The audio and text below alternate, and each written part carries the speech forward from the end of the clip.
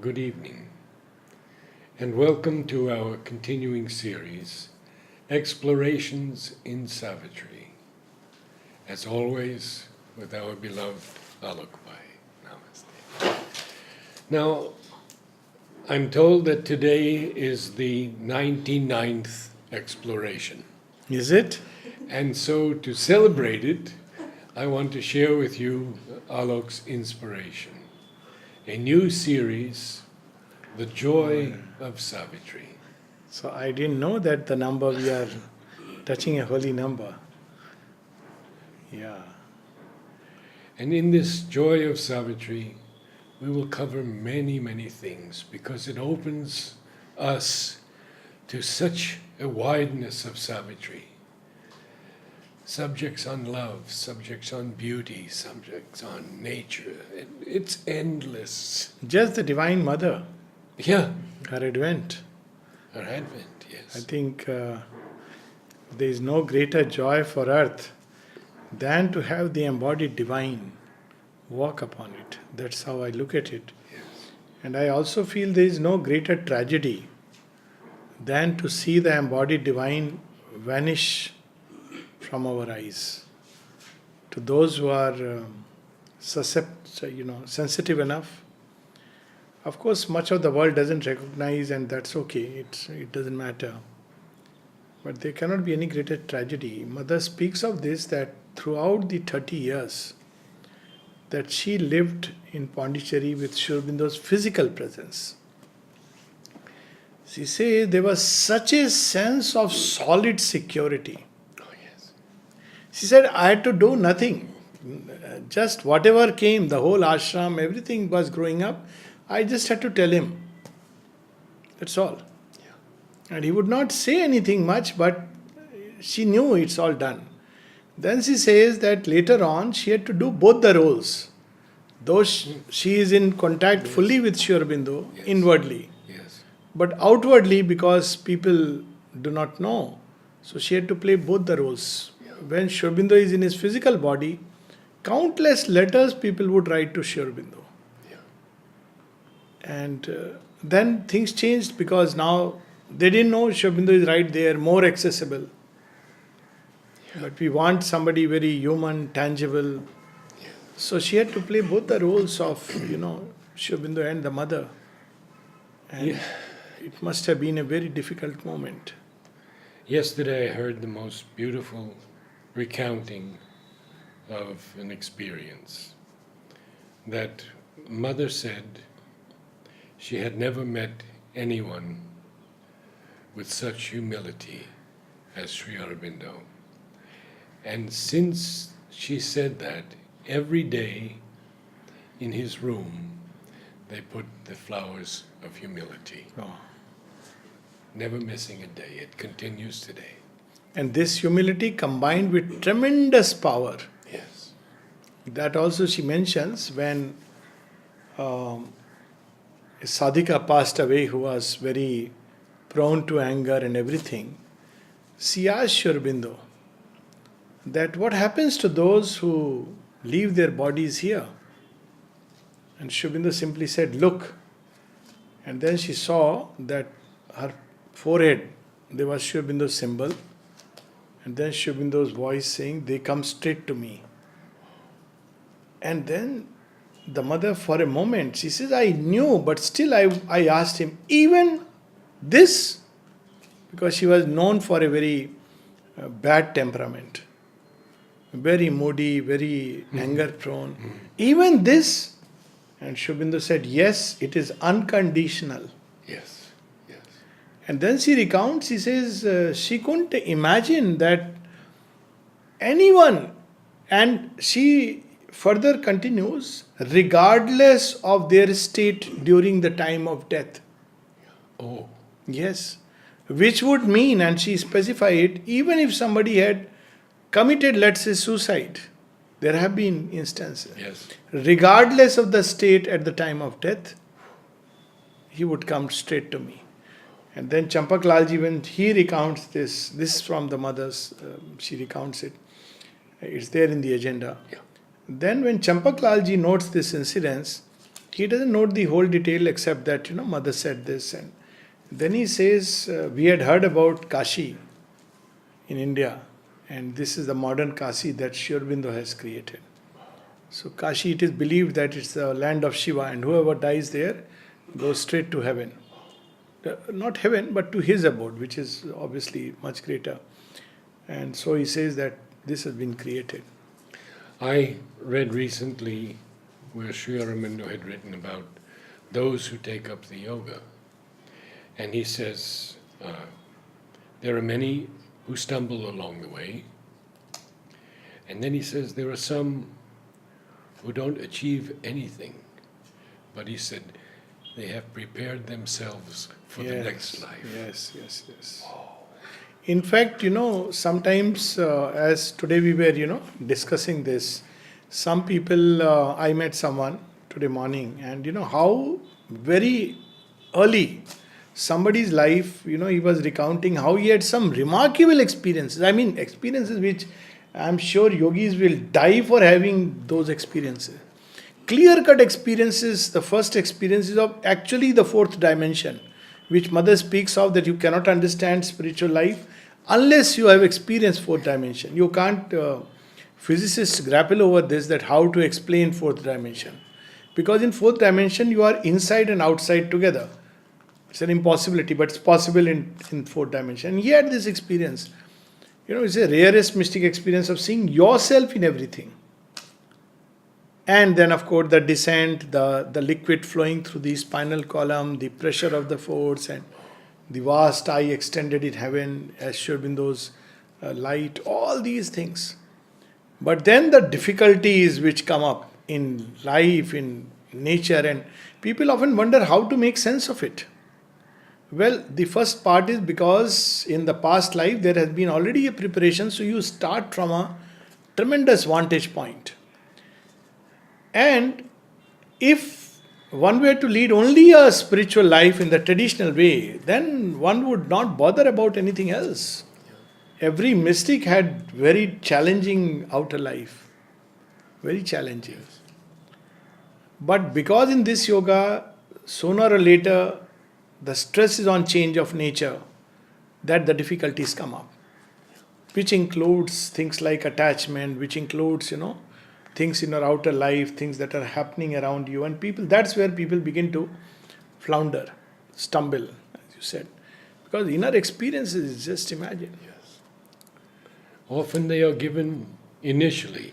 Yes, and yes. then It's a promise also. Retreat That also, behind the veil. yes. So Yes, the it's other also a things can be promise. worked Yes, out. Yes, it's it is. also a promise of the future. Yes. So, as you rightly said, and it's a wonderful journey, but it's a long journey, and one should be prepared for it. I think that's very important. That's why Aurobindo would often say, speak of call. And then people ask, what is the call? We read last time about initiation, awakening. Right. So he said, you can't define it. You either have it or you don't have it. Yes. You have the call for the yoga or you don't have the call for. You will know it inside you. But once you have the call, then just go through it. But it's certain after It's that. certain. He says that no matter what happens along the way, Yes. it is certain. Yes. I think today that WhatsApp message you were sharing is worth really reading. And then we can proceed. Good. It's a very interesting, it's okay. No problem. Yeah. Because, it's a joy of sharing something. So, this from the Synthesis of Yoga, page 780. A present incapacity, however heavy may seem its pressure, is only a trial of faith and a temporary difficulty. And to yield to the sense of inability is, for the seeker of the integral yoga, a nonsense. He doesn't mince words. He's not even saying that, it's not a good way to think, don't indulge in negativity, it's nonsense. For his object is a development of a perfection that is there already, latent in the being, because man carries the seed of the divine life in himself, in his own spirit. The possibility of success is involved and implied in the effort. Look at these lines. It's implied, involved and implied in the effort. So if you are putting an effort, success has been already granted to you, only it has to unfold with time. And victory is assured because behind is the call and guidance of an omnipotent power. So, Sri Aurobindo is not relying on our sadhana, thankfully. He's relying on his own power. Yes. And I think that would be a wonderful way to start. So we'll continue for a while Yes. on the Canto 1. brief summaries Yes, of the yes. 48 cantos. You see. But from time to time we may, Yeah, we'll, in the joy of Yes, Savitri, we'll go elsewhere. joy will be the indication, and see how the divine works. People don't understand, and when they even try to compare Sri Aurobindo as a guru, master, guru guides, shows you the path. You walk. He tells you a method, a technique. Now, very often people wonder why Sri Aurobindo and the mother have not given an ineluctable way. They have told many techniques, if one wants to. But because they are not relying on techniques that we may do, they are relying on themselves. Look at the beauty. Techniques, okay, because man wants to do something and he believes, he is doing something, and it opens the door to grace because he believes in that. The famous story of when they have to build a bridge to Lanka. Yes. Now yes. they are building another, so a small one. They should have called architects from Ramayana. So, what do the monkeys do? They actually, the Nal and Neel have got a curse. And this curse turns out to be a boon. Yeah. That they put the stones with Lord Rama's name and it floats. And it floats, yes. So, we have to get the sense of effort. Sometimes we have to also feel that we are doing something. But this yoga does not depend on that. It depends on opening oneself, surrender, aspiration, wanting it, seeking for it. And it's done for you. Sincerity. Sincerity. And see, here comes these lines on page 8. Because just as last time we discussed a little bit about why should Satyavan die? So, why should the Divine Mother, who is omnipotent, omniscience, why should Sri Aurobindo, who is omnipotent and omniscience, one with that consciousness, why should he have to go through the difficulties and challenges? Mother writes a lot about this. Yes. How she says that if I didn't come down to you, you couldn't approach me. In one of her prayers, he speaks of, today only I was reading it again, may all earthly desires come into me. Because otherwise she is stainless. So she is calling for earthly desires. We read last time that earthly desires touched her like a sweet alien note. Yeah. Because she is born free of that. She is born free. So she calls the earthly desires so that she can offer it to the Lord and transmute them. So we have on page 8, at the very beginning, thus trapped in the gin of earthly destinies, awaiting her ordeals our abode, outcast from her inborn felicity, accepting life's obscure terrestrial robe, hiding herself even from those she loved, the Godhead greater by a human feet. Hiding even from those she loved, right through. Yes. She would do that. She's sweeping, she's carrying water. Even Sri Aurobindo, when he has decided that he will withdraw. Yeah. So on 24th November there is a darshan, and they don't get a clue. The only clue they get is when they are asked to hurry through the queue. And they wonder why. So Sri Aurobindo holding the entire, highest consciousness sitting there, while at the same time he is drinking the poison of humanity. So that's what he was doing. Yes. And then even on 2nd December she went as usual with the program. Mm-hmm. And she calls Dr. Sanyal. And Dr. Sanyal comes and he thinks he has to intervene. And then he gives a whole list what should be done, should not be done. The mother scolds him. Who has asked you to intervene? So he's wondering why he has been called. And he wants to go back. And the mother tells him, can't you stay a few more days? And then he realizes that, oh, it was a special grace given to him so that he can be there when the Lord, sojourns in another, goes beyond our sight. And he was one of those whom the mother touched and, he could see the pinkish golden light like a mantle covering Aurobindo. It's a very interesting book he has, or rather now it's available as a book, A Call from Pondicherry, about this incidents. So, they are not just gurus who are pointing a way, giving us a technique or a method. They are doing it for us, and it's difficult to believe that it's possible. This word, jinn, the Yes, earthly destinies. Years ago, the jinn was a trap for men. It would catch a man. And so she's caught in that trap of earthly destinies. Yes. She enters that field deliberately. Yes. She doesn't have to. Yes. And look at this marvelous line, the Godhead greater by a human fate. Otherwise, again, people often say, yes, Divine Mother is within and above.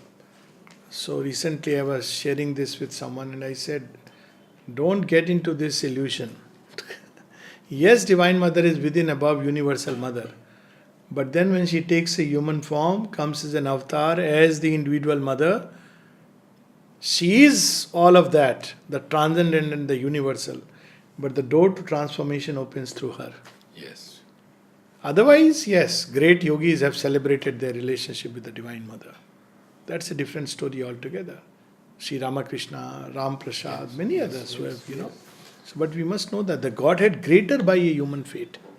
She has brought with her the key to the flaming doors of ecstasy. Yes.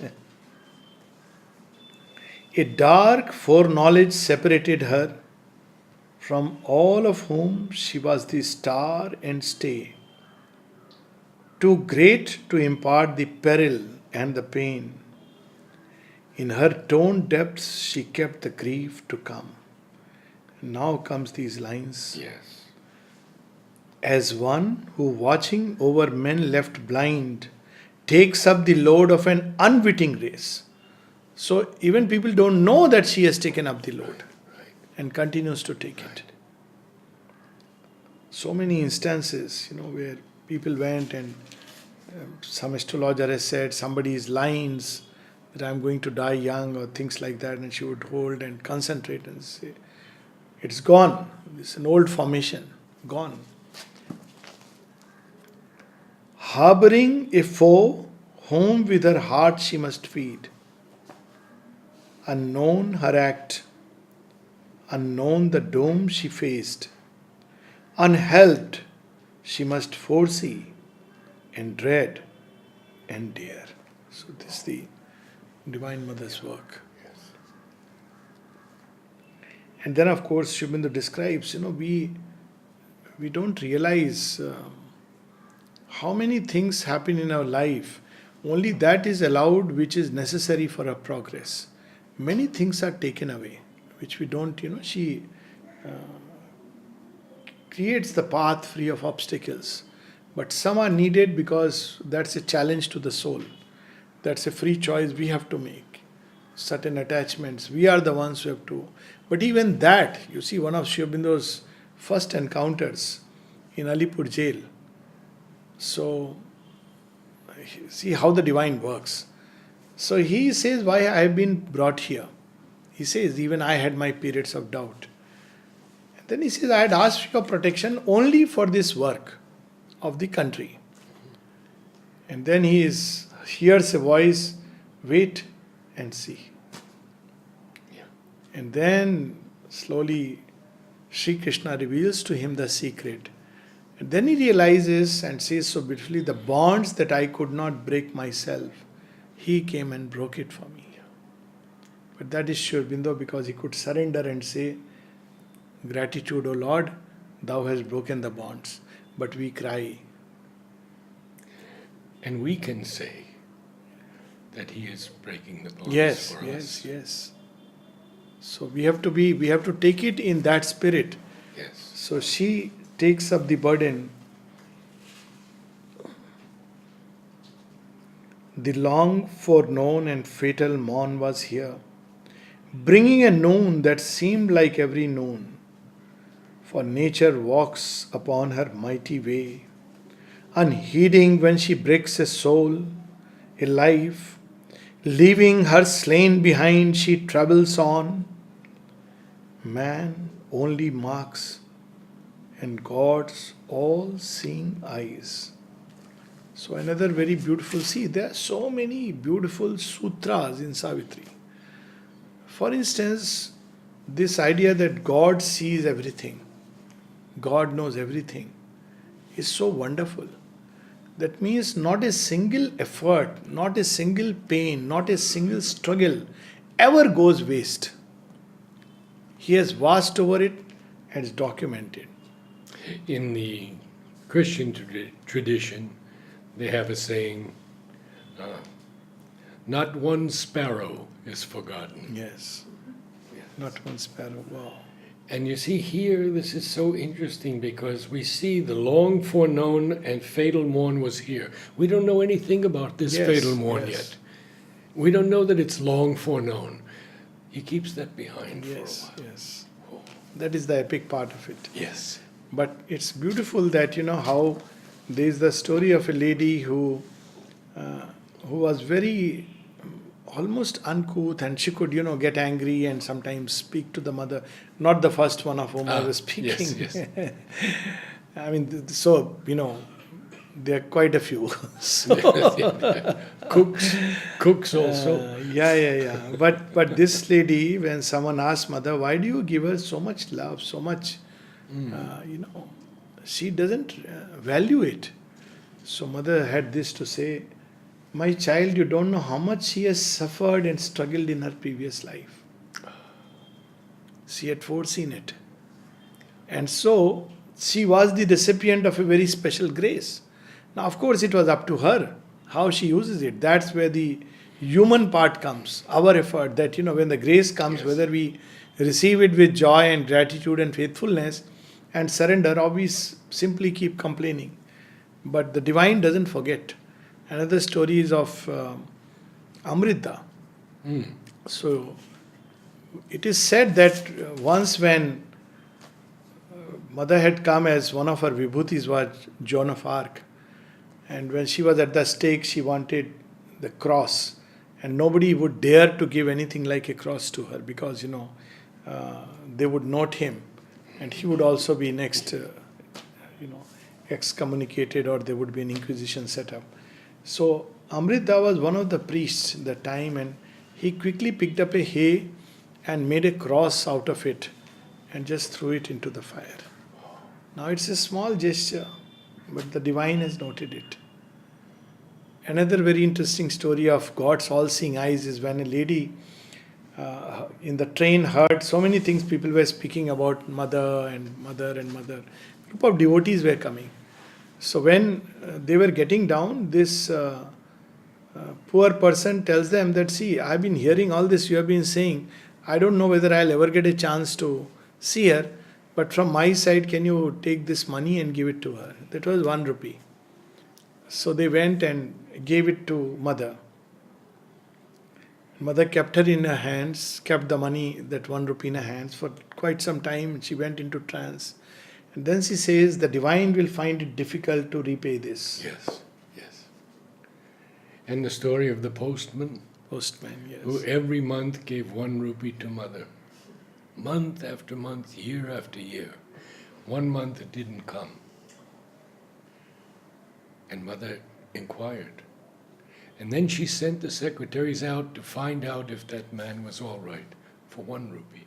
So everything she would note. So, we are so fortunate to have this exceptional privilege. So this is what the divine comes for, and this is the her avataric role. Few lines below we have aloof, apart, living within, all lives she bore. She is doing the yoga in all of us. People often come here looking for yogis.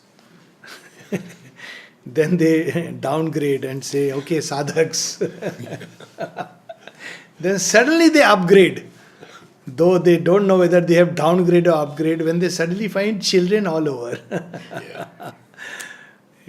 From 15-year-old children to 50-year-old child and to 90-year-old child, they discover there are so many children, but where are the yogis and the sadhaks? They have merged and fused into just becoming her child. Again, we just have one statement about Savitri, and now we hear that her nature felt all nature as its own. Yes. And she carried in herself the world. Aloof, she carried in herself the world. I mean, honestly, except for portions where Christ speaks in a similar language, where he says, I am the path and I am the way and I am the goal. Right. And Shri Krishna, when he says, I'll take care of everything, and he gives the grand vision of whole creation within himself. There is a whole vacuum in the entire mystic and spiritual tradition. We have had great yogis and masters, intellectually brilliant, people who could interpret the Vedas and give commentaries and guide and speak very beautifully, and even miracles, and start a cult or a sect, show the path to liberation. But here is someone who says, I'll carry you. Where do we find this? And repeatedly this same thing comes. So Savitri is about the Divine Mother taking the human burden upon herself. Yes. And what is Satyavan's yoga? Often, people say Ashwapati's yoga is there, Savitri's yoga is there, yoga of earth is there. Even the transformation of death is there. But tell us what we have to do. So what we have to do, like Satyavan say, lay all on her. She is the cause of all. Very difficult to understand. Yes, Very difficult. Her dread was one with the great cosmic dread. Her strength was founded on the cosmic mights. The universal mother's love was hers. Against the evil at life's afflicted roots, her own calamity, its private sign. Of her pangs, she made a mystic, poignant sword.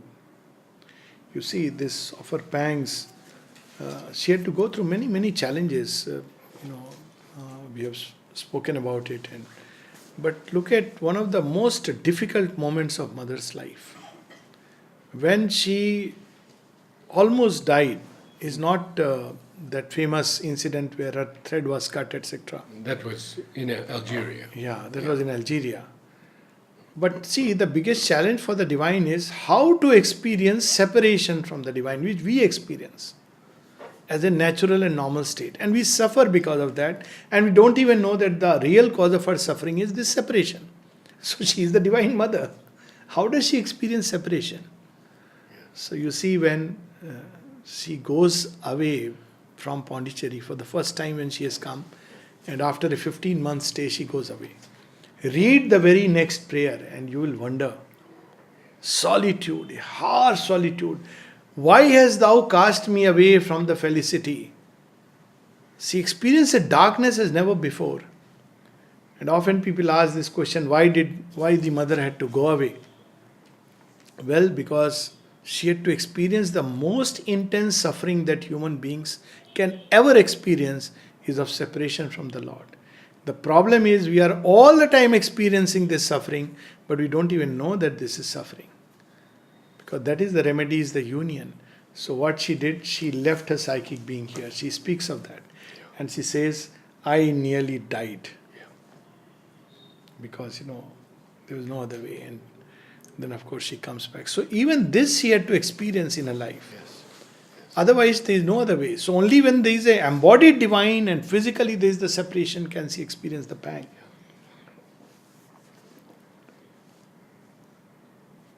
And then toward the end, we have those lines, what she has come for.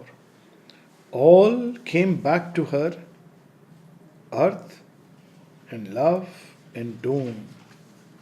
This page 9, the last two lines from below. The ancient disputants encircled her.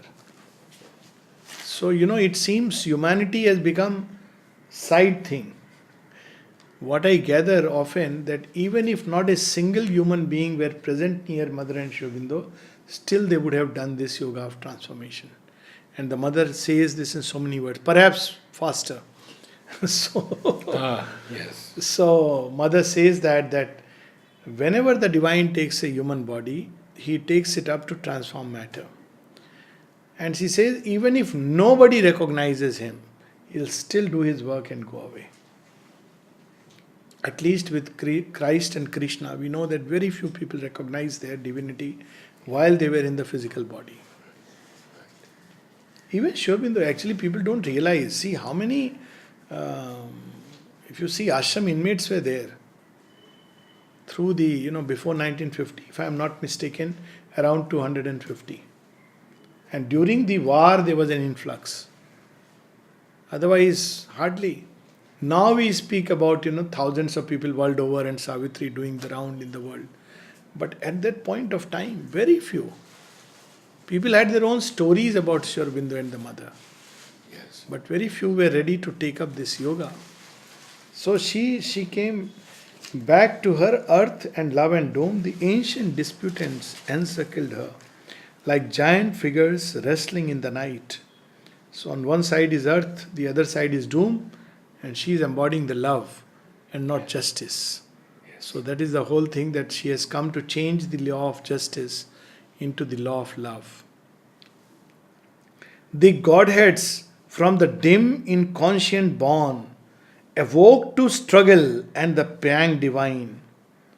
And in the shadow of her flaming heart, at the somber center of the dire debate, a guardian of the unconsoled abyss. Now, who is there? Look at it, in the shadow of her flaming heart. Yeah. There he comes, right there. And who is it? The inconscient. Aurobindo is introducing us to the main protagonist or antagonist. Yes. And see how he introduces. Inheriting the long agony of the globe, a guardian of the unconsoled abyss, inheriting the long agony of the globe. So, unconsoled abyss, you cannot appease this inconscient. No amount of sacrifice, no amount of tears. It is a bottomless pit. And then he says, inheriting the long agony of the globe. All the pain, all the struggle, and she speaks of that matter, because it has experienced evolution through struggle and pain. It believes that there cannot be a grace, we have to struggle, there is no other way. And it takes long for it to understand that yes, there is grace, but there is grace. Yes. So this, because matter is directly supported by the inconscient below. And so inheriting the long agony of the globe. A stone still figure of high and godlike pain stared into space with fixed, regardless eyes that saw grief's timeless depths, but not life's goal. So this is the vision of death, the inconscient, which says, well, world is nothing but grief. Forget about goal, purpose. Maybe you can escape, but there can be no purpose in creation.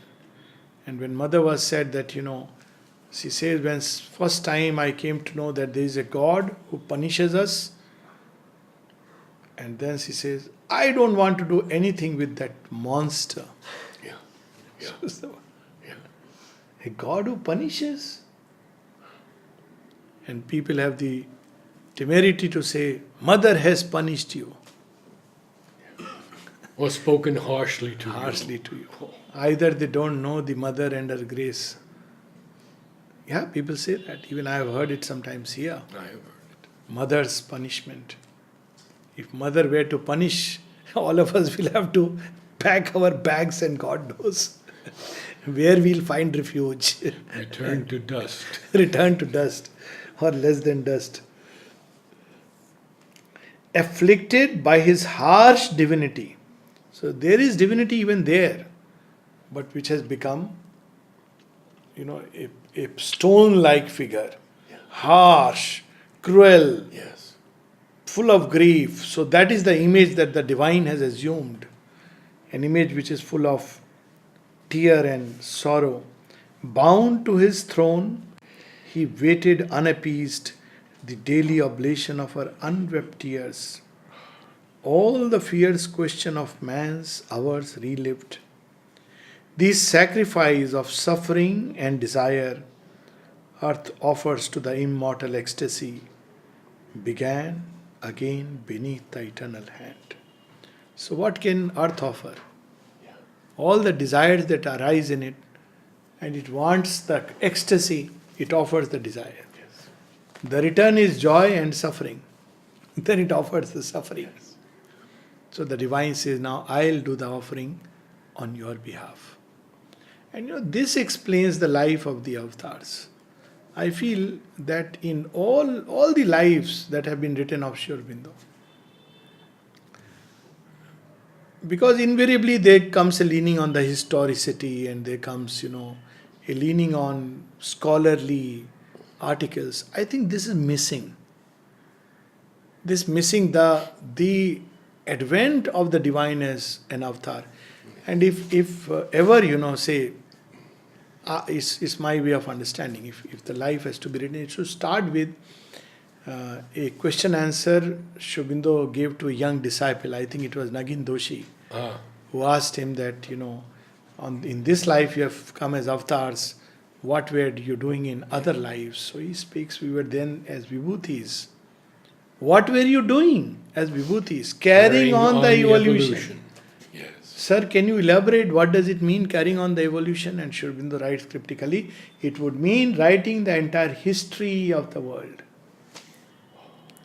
Now, this is how we should start, because when you look at, the only scripture which I have read which comes close to this is Tulsi's Ramcharitmanas. Not even a Bhagavad gives some touch of it, where it starts from Krishna and the other one is Rama as avatar, that they are divine. You take it, you start from that baseline, and then everything that happens in their life begins to make sense. But if you don't know that they are divine, nothing makes sense. Often it can even create, issues that, why shouldn't this to go through it? Oh, he also had challenges and difficulties. At the most you can say, okay, this gives hope to us. Some people stretch that he also had these difficulties, but they don't realize there's a catch in that. If we take that position that Sri Aurobindo had difficulties and he could become a Sri Aurobindo, we could also become. Then we have to be like Sri Aurobindo and do the sadhana like him. Who can say that he can do sadhana like him? I mean, it will be illusion, worse illusion than anybody can harbor. Simply by shutting yourself in a room, you don't become Sri Aurobindo. Most likely you will become a, crazy madcap. Use the what word is nonsense again. It would be 8 nonsense. hours a day? How can you walk in a room? Yeah. I have actually literally tried it. After half an hour, you begin to wonder because mind doesn't work like that, Then you can stretch it to 1 hour. After that, because it's not about a mechanical action, it's a constant state, inward state in which he is living. How can you do that? And the result of that walking Yes. was that his Steps on footprints the were ground. imprinted in the wood. Yes. And human beings No. who covered it up. Unlike the steps of Buddha, which they have kept in Bodh Gaya.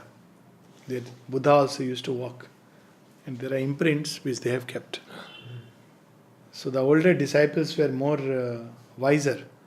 And that's why when Sri Aurobindo was asked about, why is it in this ashram you have so many difficulties and all, he said because the disciples are full of doubts. So why do you have such disciples? He says, because it's a modern ashram and we have to take upon modern difficulties. So modern man's difficulty is doubt. He starts with doubt. Yeah. But I wish, that there was a very clear, like he is an avatar and start from there. And they even document their own statements, mother statement, their past lives, where, very clearly how they have carried on the work, and then it leads to Yes. Sri Aurobindo's advent. And then why he has to go to the West, why mother has to be born in France. Everything one connects the dots and sees so beautifully interconnected. Yes. Otherwise, it's a series of events whose central thread is missing. So here, mark the words, began again. So eternal has come again and again on earth and put his weight on human side.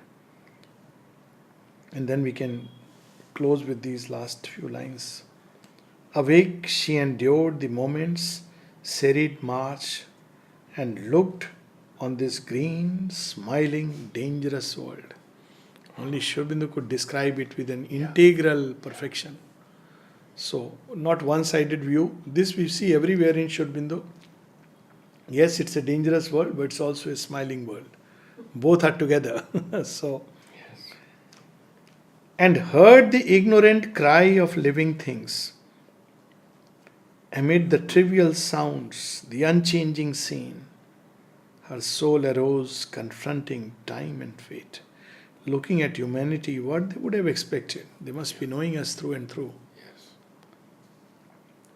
Immobile in herself, she gathered force.